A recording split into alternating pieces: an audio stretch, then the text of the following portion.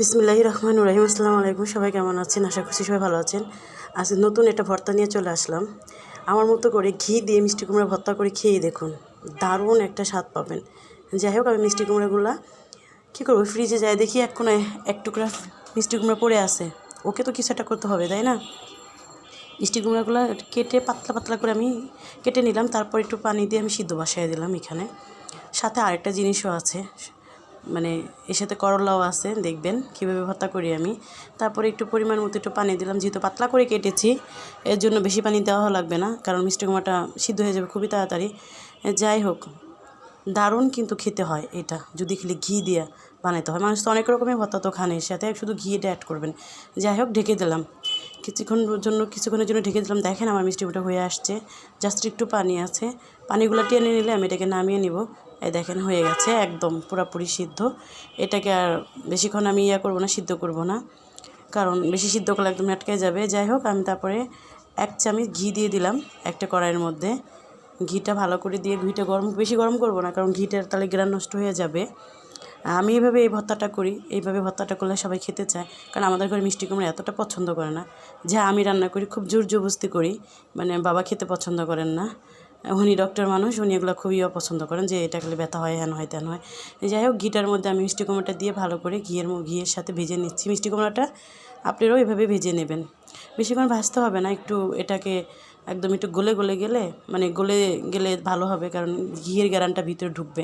আমি যেরকম করে নিলাম, দেখেন একদম এখানে মনে হয় ভর্তা হয়ে গেছে ওই অবস্থা। যাই হোক, আমি একটা বাটিতে তুলে নিচ্ছি এটা, কারণ আমি এখন না তখন না, এটা আমিও মিষ্টি কুমড়া খুব একটা পছন্দ করি না। তারপর এইভাবে ভর্তা করলে কিন্তু খুবই খাই, খুবই ভালো লাগে।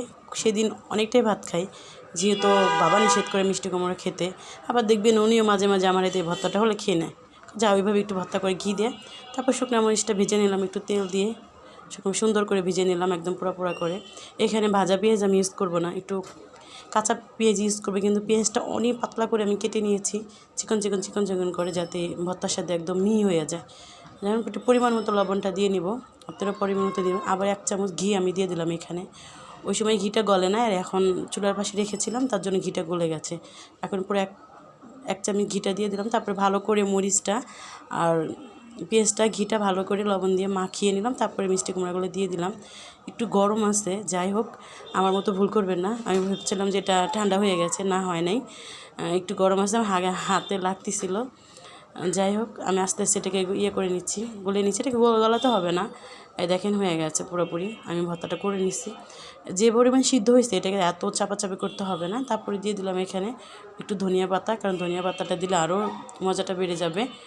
ধনিয়া পাতাটা দিয়ে ভালো করে ভর্তাটাকে আবার মাখিয়ে নিলাম সুন্দর করে নিয়ে। তারপরে আমি আরেক চামচ একটু ঘি দিয়ে দিলাম, 1 চামচ না, হাফ চামচ। যাই হোক, আমার ভর্তাটা হয়ে গেছে। এখন হয়েছে সেই 3টা করলা আমার ফ্রিজের এক কোণে ছিল, ওকে কেন ফেলে দিব, ওকেও নিয়ে আসলাম। যাই হোক, এখানে একটু পেঁয়াজ দিয়ে, 2টা মরিচ দিয়ে, একটু ঘি দিয়ে, লবণ দিয়ে মরিচটাকে ভালো করে মাখিয়ে নিলাম। তারপর করলাটা সিদ্ধ করে নিয়েছিলাম, নিয়ে তেলে একটু ভেজে নিয়েছিলাম। তারপর করলাটা আবার এখানে দিয়ে জাস্ট আমি করলাটা ভর্তা করে নিচ্ছি। করলা ভর্তা খেতে আমি অনেক পছন্দ করি, ওকে কেন নষ্ট করবো। দেখেন আমার করলা ভর্তাটা কিন্তু খুব সুন্দর হয়েছে।